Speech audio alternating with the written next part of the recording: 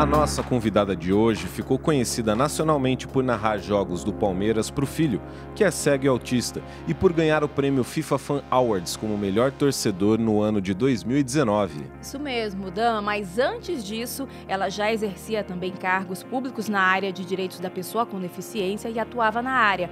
A nossa convidada do SampaCast é a secretária municipal da pessoa com deficiência, a Silvia Greco. Se vocês me permitirem, vou fazer a minha autodescrição. Opa! Eu sou a Silvia Greco, secretária da Pessoa com Deficiência da cidade de São Paulo, uma mulher morena, de cabelos castanhos na altura do ombro, usando um colar dourado, uma blusa estampada e com um batom cor-de-rosa. Mas eu acho que a partir do momento que a gente entra no processo de adoção, aquela criança que tem que ser seu filho, ela vai ser. Eu tenho tão nítido isso na minha vida, porque o Nicolas tinha que ser meu filho. Neste processo tiveram mais casais que declinaram, né? E hoje as pessoas perguntam, nossa, mas declinaram? Realmente declinaram, porque não tinha que ser filho deles. Sim. O Nicolas tinha que ser meu filho, e isso aconteceu. Percebi o quanto a pessoa com deficiência era invisível. Naquele dia eu falei, puxa vida, que invisibilidade que nunca ninguém nos viu, e hoje está tendo este olhar pela causa. Então eu resolvi realmente abraçar a bandeira quando eu vi que eu tive essa oportunidade, para dizer para todo mundo que eles existem, eles podem estar no estádio sim, sendo cego. Algumas pessoas perguntavam se não era mais fácil em casa ou com fone de ouvido. Isso é uma forma de capacitismo também, porque por que não? Pode sim, ele tem que ir onde ele quiser, onde ele se sente bem. Né? Paulo, por exemplo, 32 subprefeituras é como se a gente tivesse 32 cidades de Mauá, né? O número de pessoas com deficiência aqui chega a quase 1 milhão de pessoas com deficiência. Então, o desafio é gigantesco, é muito grande mesmo. Mas a vontade de fazer e acontecer, pode ter certeza que é bem maior, porque justamente tem aquela mãe que entende os problemas, principalmente na ponta, na periferia, lá no território, onde a gente precisa levar políticas públicas para esses filhos. Cuidar de quem cuida também, porque é exaustivo para uma mãe ser mãe de um filho com deficiência. Não dá para romantizar. Cientista de que, falando das pessoas com deficiência, sempre adjetivando como se fosse alguma coisa ruim, né? O próprio autismo não é um adjetivo, né? É o autismo e é a pessoa que vem antes. Então temos que desmistificar isso mesmo, falar para as pessoas e dar oportunidades, porque é isso que elas precisam, é de oportunidade.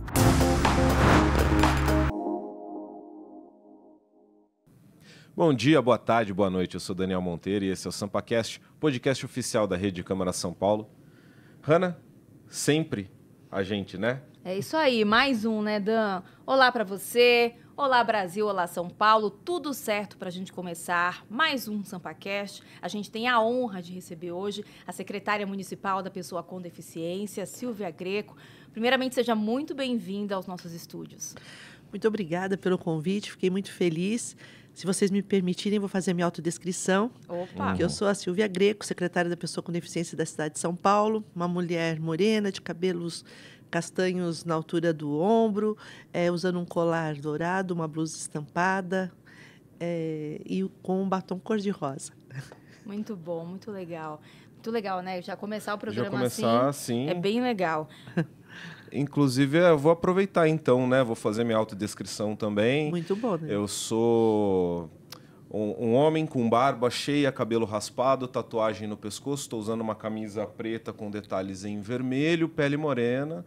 Tenho 1,85, um homem alto e com os braços tatuados e estou sentado nesse momento. Olha, ainda bem que já viu todas as dicas. Então, Pois é, sou uma mulher branca, cabelo preto, estou com uma blusa azul, claro, estou sentada também, 1,64 m.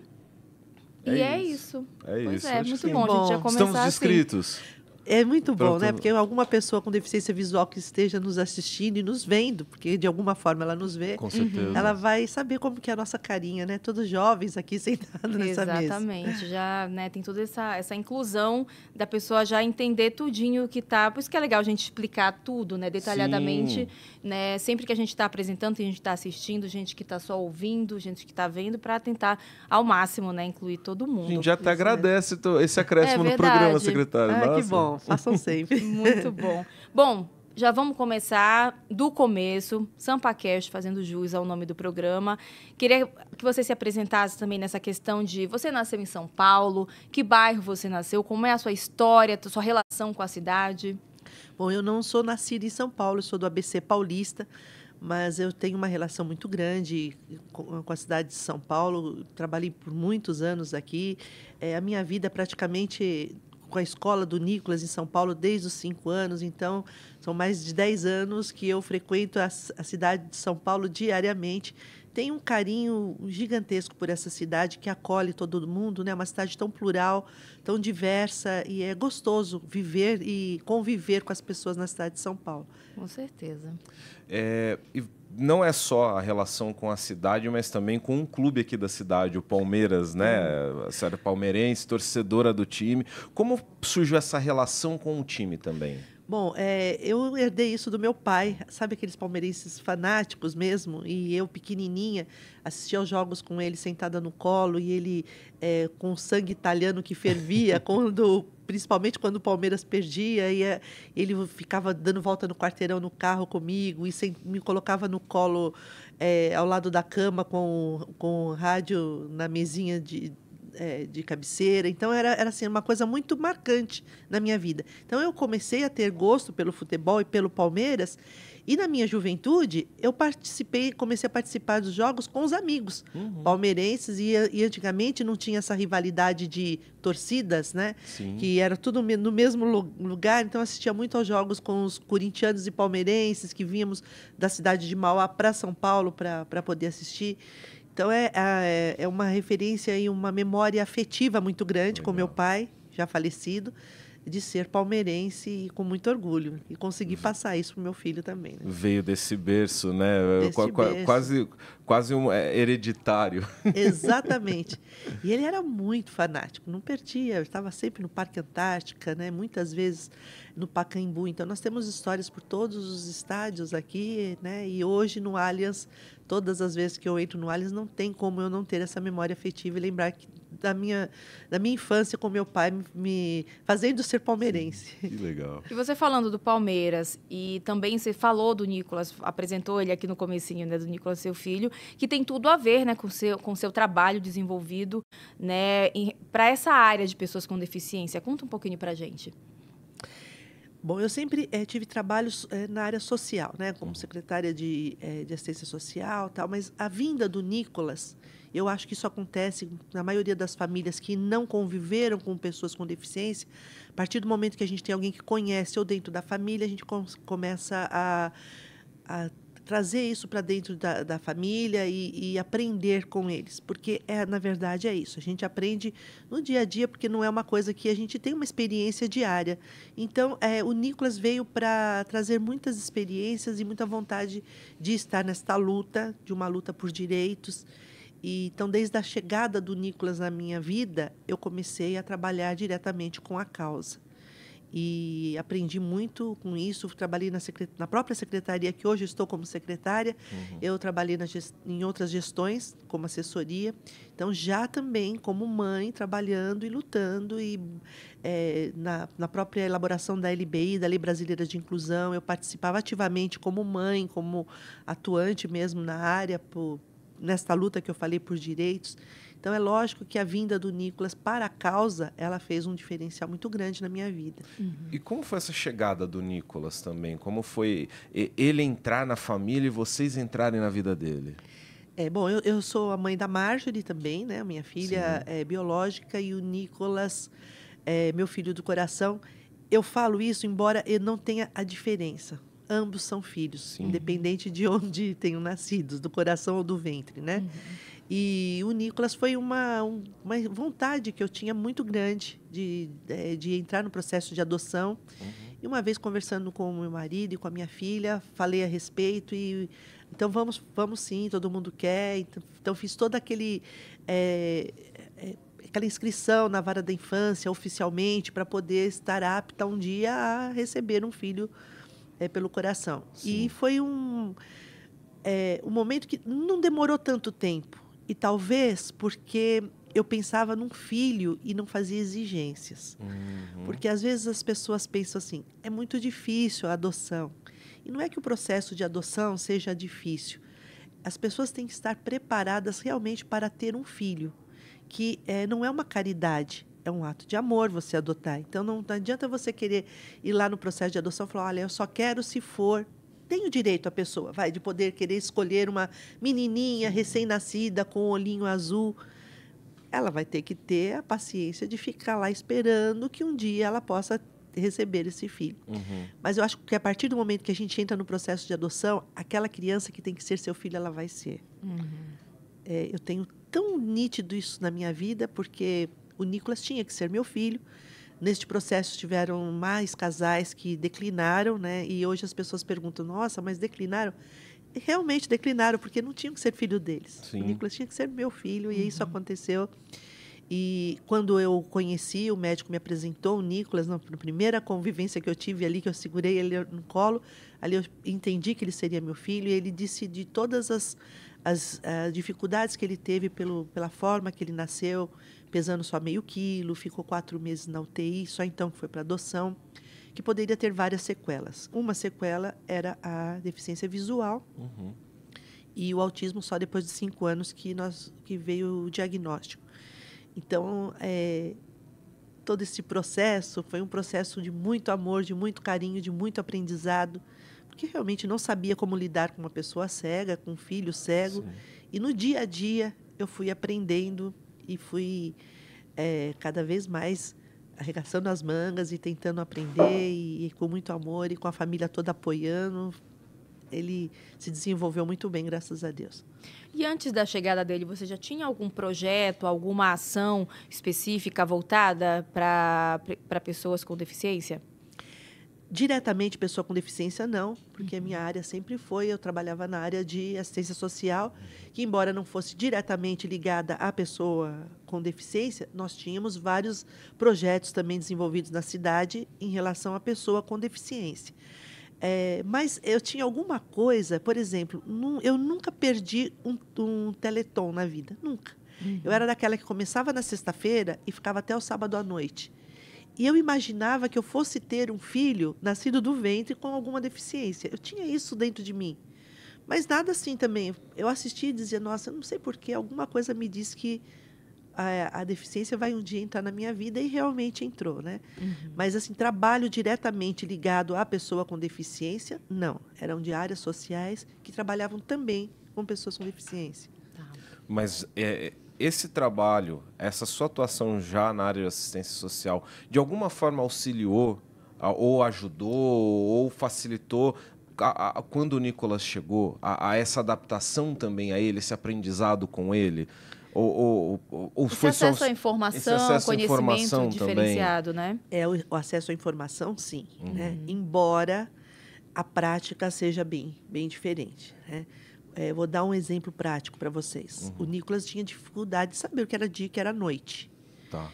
Mesmo na questão de dormir ou saber mesmo. E eu ficava pensando, meu Deus, como que eu vou explicar para ele o dia e a noite? Então, eu tinha uma varanda na minha casa, uma sacada, na verdade.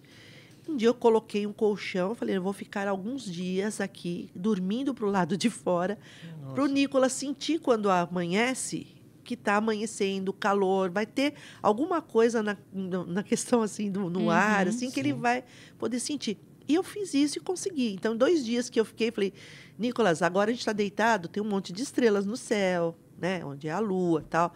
Quando a gente acordar, o sol vai raiar, tal. Uma coisa que eu pensei, imaginei, poderia não dar certo, e deu. Né? Então, são coisas que, assim, o dia a dia, a gente ia pensando como fazer para... Né? Agora, algumas questões, por exemplo, técnicas que a gente aprendia no dia a dia, isso sim fez a diferença, principalmente na questão de adoção. Tá.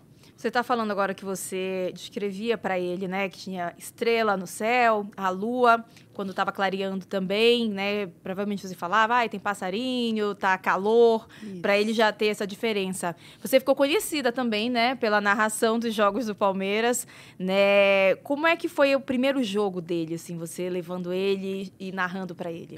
Essa ida ao estádio, todo esse contexto.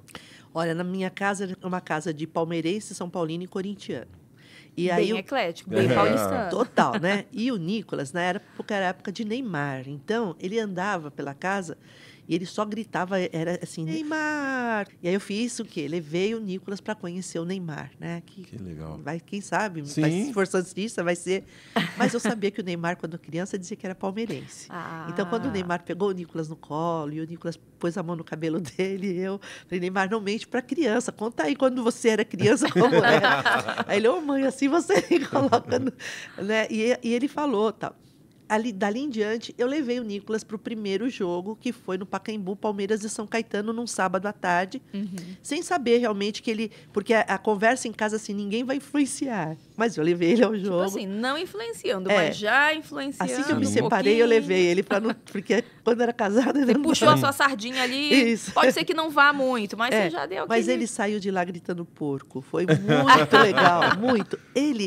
Ele se transformou dentro do estádio. Foi inacreditável, porque toda a torcida, a emoção, né, do estádio já é outra... outra é vibe. muita emoção assistir um jogo no estádio, E ele começou a pular. E no dia eu levei até o fone, né, de ouvido. Eu pensei, Sim. ele vai... Mas ele tirava e pulava, e tirava e pulava. Então, ele saiu de lá literalmente gritando porco. Então, foi o primeiro jogo e foi muito emocionante. Nós temos assim um ingresso guardado até hoje. E depois deste jogo, eu não parei mais de levar o Nicolas, porque eu percebi que ali era um lugar que ele se sentia muito bem. Então, praticamente todos os meses, desde os 5 anos de idade, o Nicolas frequenta o estádio assistindo jogos do Palmeiras. E, a princípio, eu colocava e ele sempre tirava.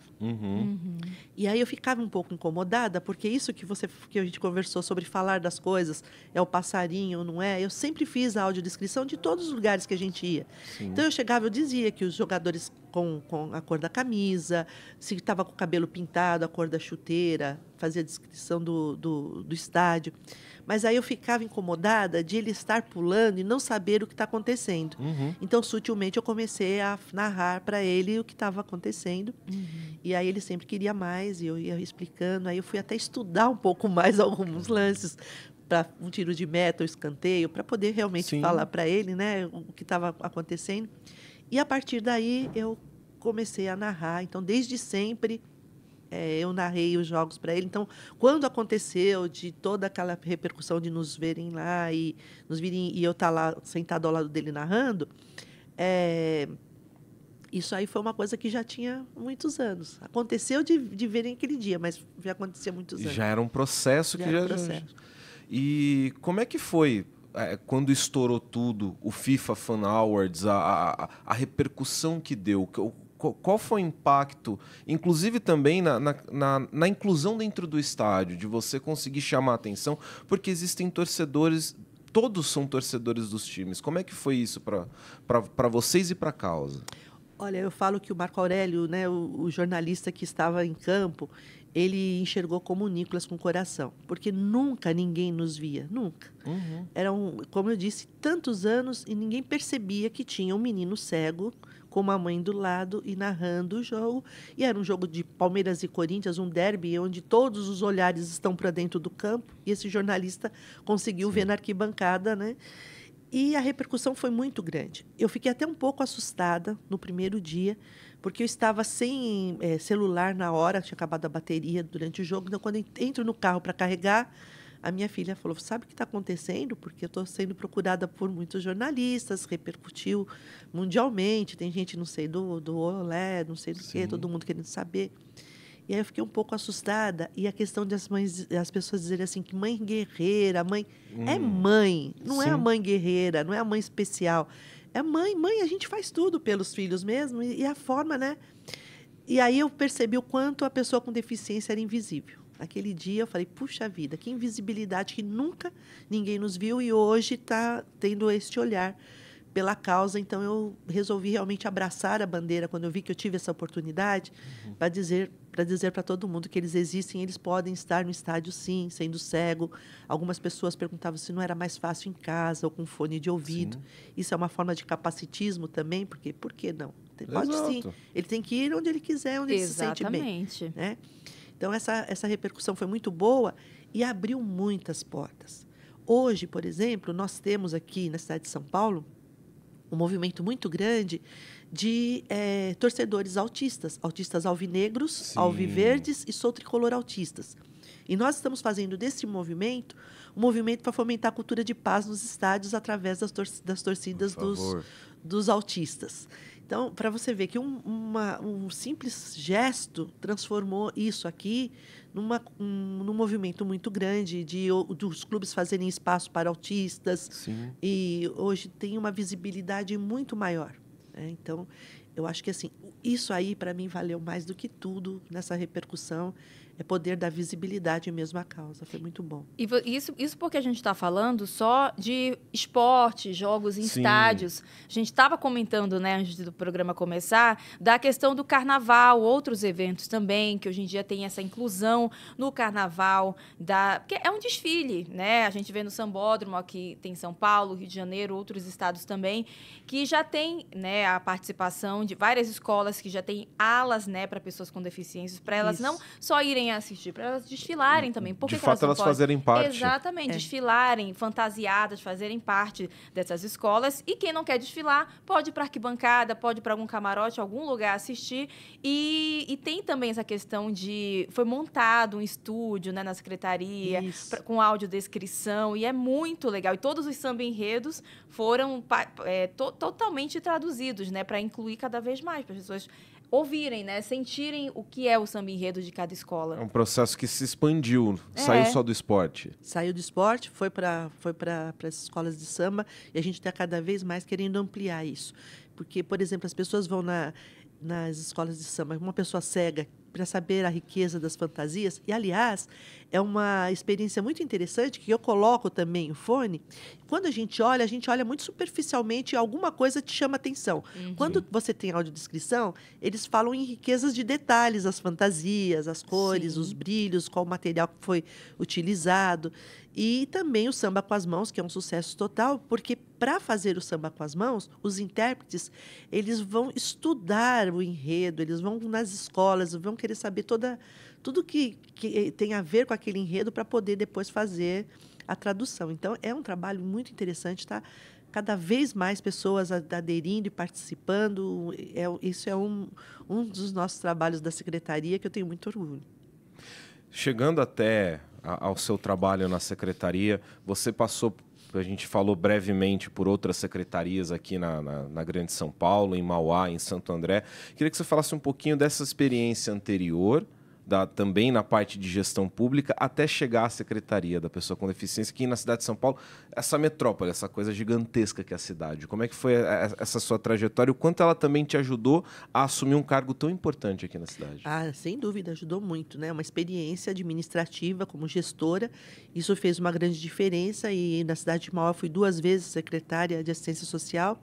Depois, em Santo André, o prefeito Paulo Serra, ele criou a Secretaria da Pessoa com Deficiência. Eu fui convidada, estava como a primeira secretária na cidade de Santo André, a cidade onde hoje eu moro, e aí eu também tenho um carinho muito grande, queria muito também desenvolver as políticas públicas da pessoa com deficiência na cidade. Mas já tinha passado também por São Paulo, na secretaria, em 2 gestões. Então, eu já tinha uma experiência como assessora no gabinete por 6 anos, e também cheguei a ser presidente da CPA, que é a nossa Comissão Permanente de Acessibilidade. Então, toda essa experiência como gestora, ao longo dos anos, me ajudou muito a chegar onde eu cheguei, ao convite do prefeito Bruno Covas. E quando ele me convidou, eu disse: prefeito, eu sei, ele falou toda da minha experiência, eu falei: sei tudo bem dessa experiência, mas o senhor não pode esquecer que é uma mãe de um filho com 2 deficiências. Então, isso também pesa, ser a gestora e a mãe. Ele disse: é isso que eu quero. Então, isso aí foi, sim, um grande desafio, porque as cidades que eu trabalhei, a cidade de São Paulo, por exemplo, 32 subprefeituras, é como se a gente tivesse 32 cidades de Mauá, né? O número de pessoas com deficiência aqui chega a quase 1 milhão de pessoas com deficiência. Então, o desafio é gigantesco, é muito grande mesmo. Mas a vontade de fazer e acontecer, pode ter certeza que é bem maior, porque justamente tem aquela mãe que entende os problemas, principalmente na ponta, na periferia, lá no território, onde a gente precisa levar políticas públicas para esses filhos. Cuidar de quem cuida também, porque é exaustivo para uma mãe ser mãe de um filho com deficiência. Não dá para romantizar, que é tudo lindo e maravilhoso, porque não é. Elas lutam diariamente para que tenham políticas públicas inclusivas na área de saúde, educação, esporte, lazer. Então, este meu olhar, ele traz uma responsabilidade maior na secretaria. Mas, graças a Deus, assim, eu falo com muito orgulho que eu tenho um total apoio do prefeito Ricardo Nunes na nossa causa, porque ele é um prefeito muito humanitário. Gosto de dizer isso, porque foi uma grata surpresa eu poder trabalhar e saber que eu estou podendo fazer essas articulações, que a nossa secretaria é uma secretaria meio que trabalha com as demais secretarias, com total liberdade, com apoio de orçamento, sabe, de pessoas que realmente têm vontade de que a coisa aconteça. Então, eu acho que a gente está plantando, vamos deixar um legado, um trabalho bem assim estruturado na cidade, para que outros, depois que vierem, também possam dar continuidade, mas que tenha sempre esse olhar humanitário pela causa. É muito importante. Então, é possível falar que você, enquanto mãe de uma criança com deficiência, essa experiência até mais relevante do que ter passado pelos outros cargos públicos, por entender justamente essas particularidades de estar na ponta do território, do dia a dia, do cotidiano. Não tenho dúvida disso. Eu faço do meu gabinete um gabinete de portas abertas, de realmente ouvir. É muito importante a gente dar o ouvido para essas pessoas. Já existe um lema que fala que é nada sobre nós sem nós, das pessoas com deficiência. E nada sobre nós também sem ouvir as mães, porque é muito difícil. É muito difícil. Elas precisam desse apoio, dessa ajuda. Elas precisam serem cuidadas. Cuidar dos filhos, cuidar da família e cuidar que tenha uma política pública efetiva de inclusão na cidade. Faz uma total diferença. Nós queremos pegar as pessoas com deficiência e convidar para o baile, mas também chamar para dançar. Nós queremos as pessoas com deficiência no palco, na plateia, na arquibancada ou em campo. Nós queremos que elas sejam olhadas como pessoas que antecedem a deficiência. É tão importante isso, porque tem muita fala capacitista de que, falando das pessoas com deficiência, sempre adjetivando como se fosse alguma coisa ruim, né? O próprio autismo não é um adjetivo, né? É o autismo e é a pessoa que vem antes. Então, temos que desmistificar isso mesmo, falar para as pessoas e dar oportunidades, porque é isso que elas precisam, é de oportunidades e não de dó nem piedade. Isso precisa ser mudado e ver as pessoas com deficiência realmente como uma pessoa sujeito de direito, né? Isso é importantíssimo. Qual é a maior diferença entre assumir a secretaria no ABC ou na capital? A gente está falando da maior cidade do país, que deve ser uma loucura. Quais são também as principais ações voltadas para as pessoas com deficiências que estão acontecendo agora por aqui? Em Santo André, por exemplo, era uma cidade que estava começando a primeira vez uma secretaria. Então, ali nós teríamos que implementar várias ações, começando mesmo do zero, praticamente. É lógico, não desmerecendo que todas as secretarias municipais elas têm o seu trabalho voltado para a pessoa com deficiência, mas ter uma secretaria que articula, ela faz a diferença para discutir aquilo que realmente é necessário, olhando para as pessoas com deficiência diretamente. E a cidade de São Paulo, ela é enorme, né? Então, o desafio é muito grande, mas ela também tem um histórico de muitos anos de ter a Secretaria da Pessoa com Deficiência. A própria Comissão Permanente de Acessibilidade, ela chegou antes da Secretaria, então já se discutia lá atrás a questão de acessibilidade arquitetônica, que é um grande desafio, né, para se tornar essa cidade acessível, com o direito das pessoas de ir e vir. Não é fácil esse trabalho, mas quando se fala de acessibilidade, por exemplo, nós não podemos falar só da acessibilidade arquitetônica, que é muito importante, mas acessibilidade atitudinal, comunicacional, e hoje em dia também é digital, porque tudo se fala com tecnologia assistível, então a gente tem que falar de tudo isso. Então, o desafio na cidade é maior do que numa cidade menor pela quantidade, mas não deixa de ter a mesma problemática, os mesmos desafios em um número maior, é lógico, porque aqui o orçamento também é maior, quase 1 milhão de pessoas com deficiência. Pensa que, né, é uma população que todos os dias a gente acorda e é uma lição de casa que o prefeito dá, para a gente pensar assim, qual vai ser hoje o meu trabalho, a minha ação, que vai modificar a vida das pessoas. Então, eu tenho a responsabilidade, numa população de 12 milhões de habitantes, de cuidar de 1 milhão de pessoas com deficiência. E aí são várias deficiências, são vários segmentos.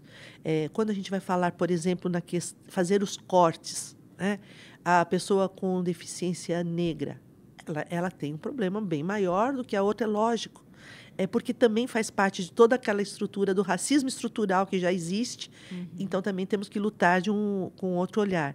Aí você vê os imigrantes ou os refugiados, temos que cuidar. Em situação de rua, tem que cuidar. Sim. Então, assim, são vários segmentos, várias frentes que a nossa secretaria trabalha com esse desafio diário.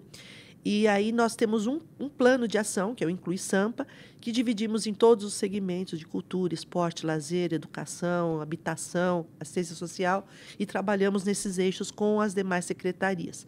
Mas uma coisa que tem dado muito certo, nós criamos aqui o Inclui Sampa nos bairros, para poder levar os serviços para a ponta, para o território, na periferia.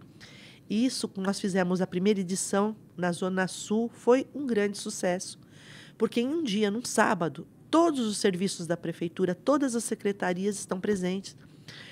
Temos também corte de cabelo. O Estado entra com a emissão do RG, porque hoje, no RG, pode ter o CID, a deficiência, né, da pessoa já no próprio RG. Então, a gente fica o dia todo e recebe, em cada edição, mais de 1.000 pessoas com deficiência e com mais de 4.000 atendimentos.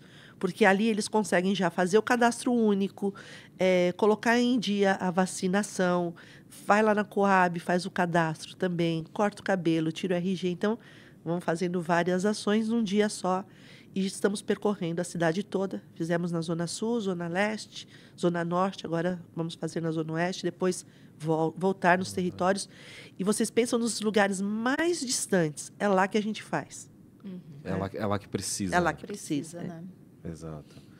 A gente tem que fazer um intervalinho, secretária, mas a gente já volta com o SampaCast. A gente está conversando com a secretária municipal da pessoa com deficiência, Silvia Greco. SampaCast volta já.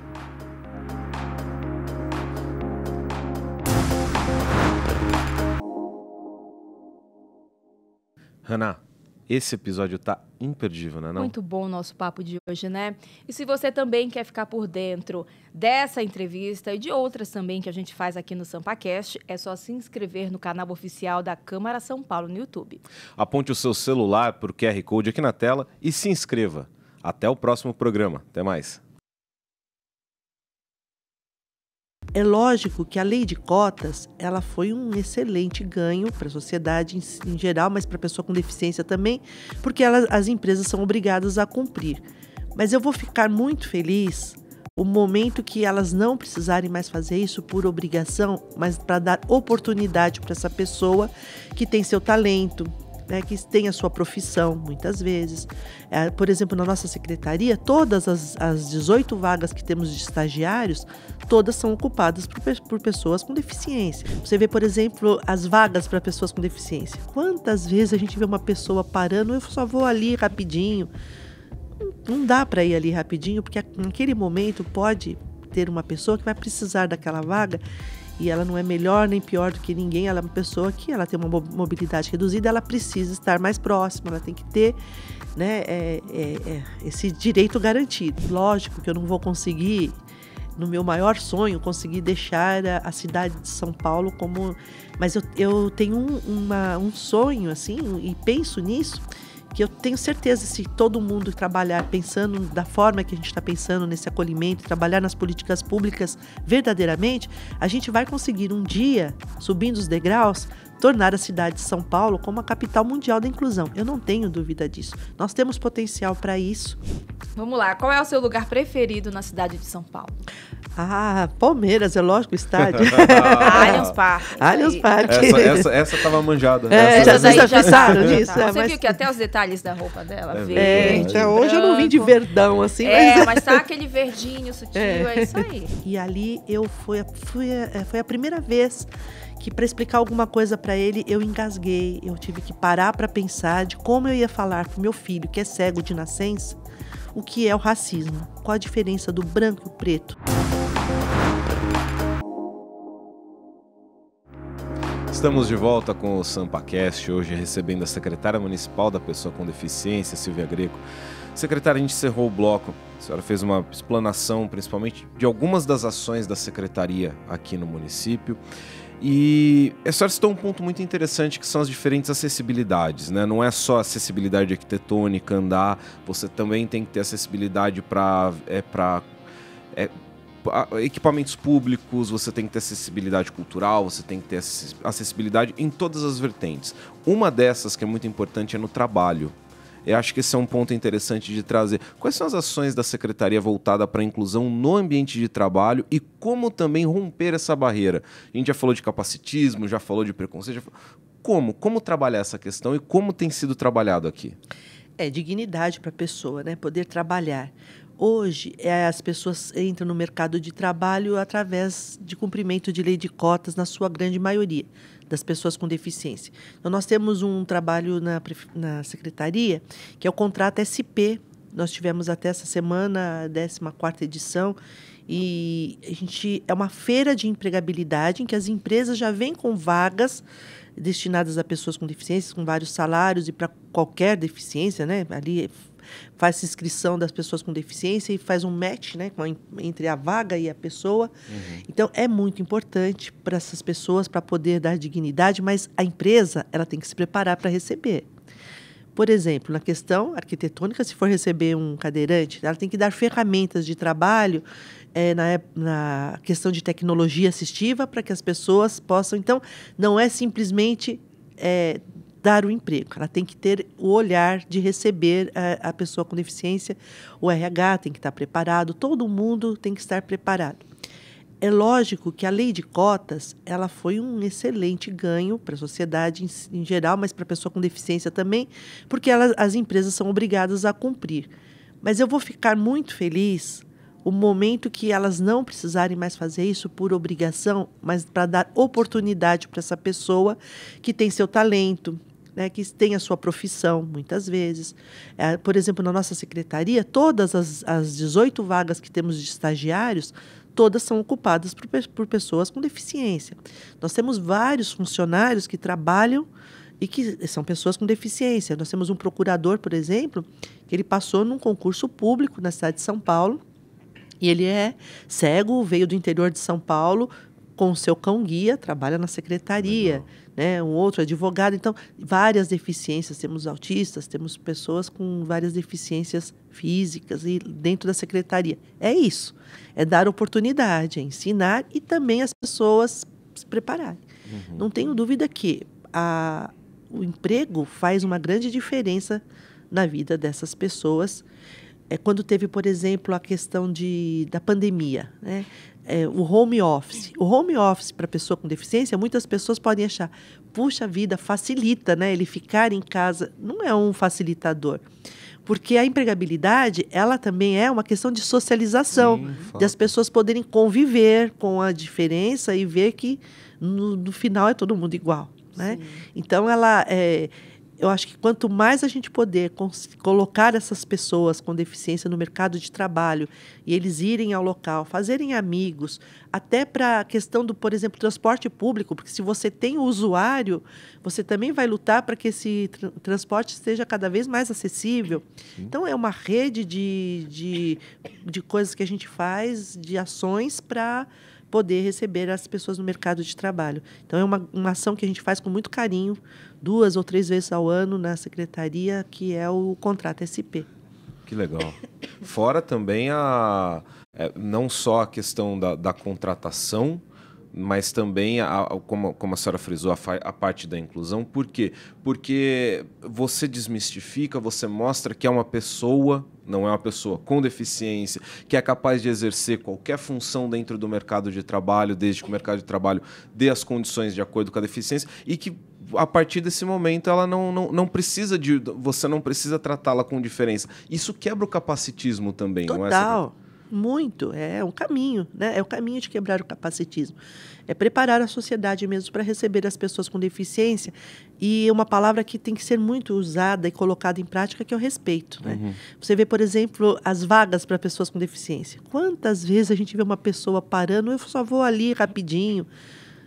Não dá para ir ali rapidinho, porque naquele momento pode ter uma pessoa que vai precisar daquela vaga e ela não é melhor nem pior do que ninguém, ela é uma pessoa que ela tem uma mobilidade reduzida, ela precisa estar mais próxima, ela tem que ter, né, esse direito garantido. Sim. E aí muitas pessoas não respeitam. Então, é isso, a gente precisa procurar mostrar para a sociedade para que o respeito seja a palavra de ordem.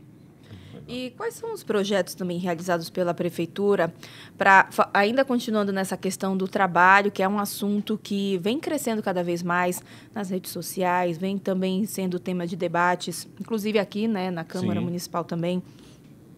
Quais são esses projetos realizados pela Prefeitura que ajudam a minimizar, né, essa questão da contratação, da acessibilidade também? Que ultrapasse a lei de cotas, por exemplo. Eu acho que a preparação, né, os cursos de capacitação, isso eles são os facilitadores e a própria secretaria tem vários cursos que a gente ministra para as pessoas, não só do poder público, mas também a gente faz isso na área de educação, de esporte, todas as áreas. Todo mundo tiver interesse também na gestão pública, a capacitação, a formação de pessoas. E também para o privado. Então, acho que este é o caminho, são ações que nós temos na Prefeitura de capacitação para poder ter esse acolhimento. Ainda sobre a inclusão, mas agora indo um pouco para o campo da acessibilidade, né? Só para ter um parâmetro, a gente pensa em acessibilidade como basicamente acessibilidade arquitetônica. A senhora poderia dar exemplos de outros tipos de acessibilidades que são importantes a gente levar em consideração também, pensando na pessoa com deficiência? Eu vou dar um exemplo prático do Palmeiras, né, que eu vivi isso antes da Silvia e o Nicolas serem conhecidos. Sempre quando nós fomos ao estádio, a gente chega, entra por um portão lá para pessoas com deficiência, vem uma pessoa que nos acompanha, leva até o local onde a gente vai sentar. Na hora do intervalo, ela vai perguntar, tá tudo ok? Precisa de alguma coisa? Quer que chame um sorveteiro para vir aqui? Na hora de sair, vamos esperar um pouquinho, eu te acompanho, leva... Então, é atitudinal, é a comunicação, a pessoa cuidar ali de dar esse tipo de acessibilidade. Isso é muito importante. Um simples gesto que faz a diferença daquela pessoa que está chegando ali para assistir um jogo de futebol. Né? Você se autodescrever, né? Como importante, por exemplo, estar com uma pessoa cega, ela está conversando com você e você saber como você é, né? Se fazer a autodescrição. Aliás, eu não disse a minha idade, né? Mas eu, por exemplo, no olhar do meu filho Nicolas, que é cego, eu tenho 30 anos. Ele acha que eu tenho 30. Eu tenho o dobro disso. Mas, para ele, o olhar dele é que eu tenho 30 anos. Eu adoro fazer minha autodescrição, eu tenho 30 anos. De acordo com o Nicolas, eu tenho 30 anos. Então, todos esses pequenos gestos, eles acabam fazendo uma grande diferença na vida da pessoa com deficiência. De perguntar para a pessoa com deficiência se ela precisa de ajuda. Porque, muitas vezes, também a pessoa quer ajudar e ela não sabe como, e ela faz até a coisa errada. Nós temos um caso do funcionário nosso que é cego na secretaria, e que ele contando que ele estava esperando o Uber na calçada, e veio uma pessoa, pegou pelo braço dele, achando que ele fosse atravessar, e levou ele para o outro lado. E ele foi naturalmente. Chegou do outro lado, ele falou, você pode, por favor, me levar de volta? Porque eu não ia atravessar, estou esperando o Uber. Então, são coisas assim que a gente tem que... Pergunta, né? Você precisa de ajuda? Como eu posso te ajudar? Sabe o como posso te ajudar? Isso aí faz uma diferença também. Então, são outros tipos de acessibilidade que fazem a diferença. Eu puxei essa pergunta pensando até no que a Hannah havia levantado no primeiro bloco sobre o carnaval e sobre outras ações, porque existem alguns equipamentos aqui em São Paulo que já estão trabalhando todas essas acessibilidades.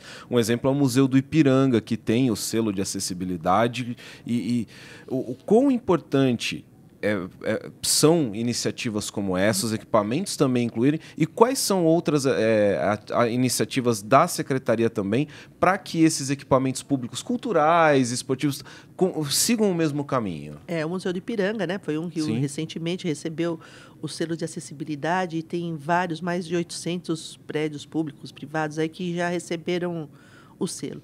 Mas eu vou dar um exemplo de vocês aqui na Câmara Municipal. Nós temos um aplicativo que se chama CIL, que é uma Central de Intermediação de Libras. É um aplicativo no celular e que, por exemplo, se eu tivesse agora aqui com uma pessoa com a deficiência auditiva, como eu iria me comunicar? Então, neste aplicativo, existe uma intermediação, uma pessoa que fica lá e ela vai traduzindo aquilo que está sendo conversado. Isso no aplicativo no celular. Mas quando não tem no celular ou não tem esse aplicativo, a pessoa não tem o celular, como que faz? Então, nós temos o PAPSIL, que é o posto presencial, no próprio computador.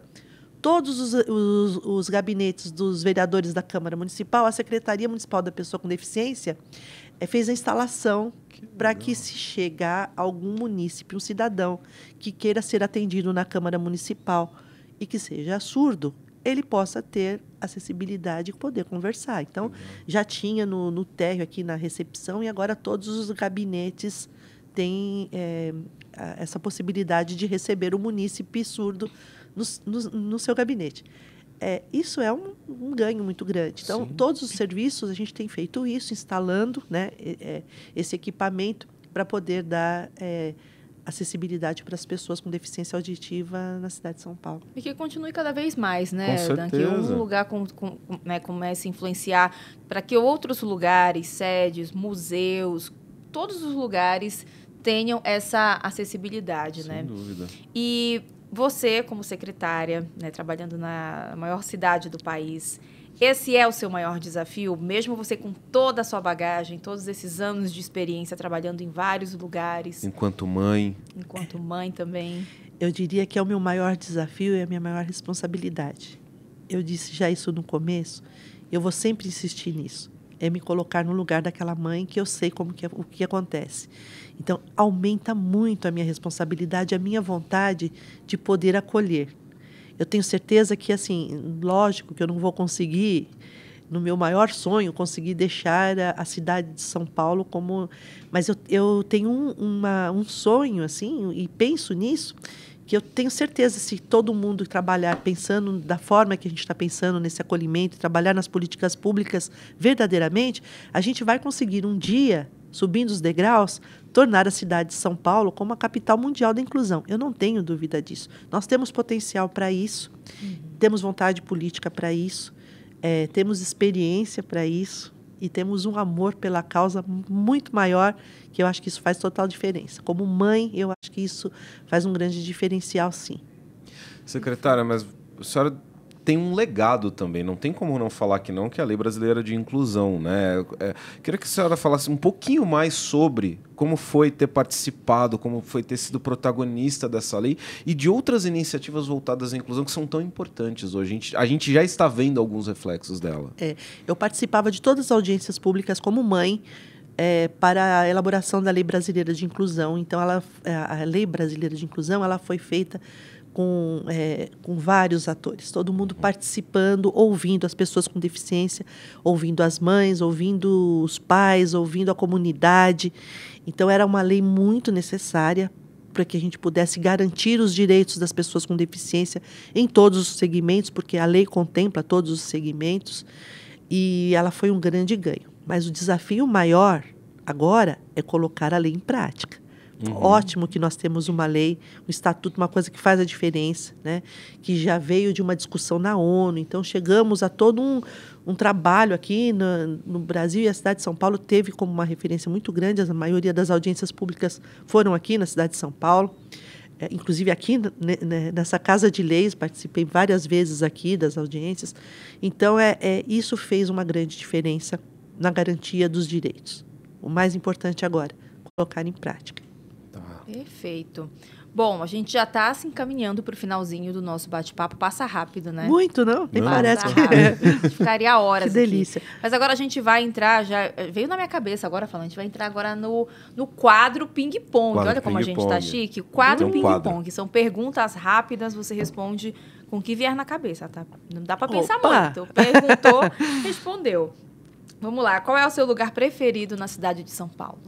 Ah, Palmeiras, é lógico, o estádio. Allianz Parque. É isso Allianz aí. Parque. Essa tava manjada. É, Essa vocês daí já pensaram nisso? Tá. É, Você mas- viu que até os detalhes da roupa dela, É verde, verdade. então, hoje eu não vim de branco. verdão, assim, Mas tá aquele verdinho sutil, é isso aí.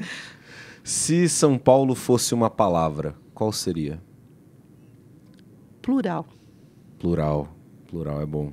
Plural. A gente pediu, a gente precisa fazer a arte, tem a lista das palavras e ir acrescentando, porque a gente porque é plural. fazer um mural com as palavras. Aí, Vamos Ara, na ano- voz da vamos consciência, anotando. a gente vai fazer um mural Uma com as hora a gente vai palavras. fazer. Pode pôr plural, porque realmente é plural. Isso diversa. é Essa fato. parte É do diversa, quadro. né? Pois é, que agora ficou chique, né? Que agora é o quadro, nosso quadro. A gente até que ter, Ah. olha, o quadro ping-pong, fica a dica. Qual é o seu maior sonho para o futuro de São Paulo? Tornar a cidade de São Paulo a capital mundial da inclusão. Muito bom. Esse é um sonho realizável, bem realizável. Se Deus quiser, eu estou plantando. Isso aí. Se você pudesse voltar no tempo, sei lá para Silvia com 20 anos, não, vamos lá. Não. Que conselho você daria para ela?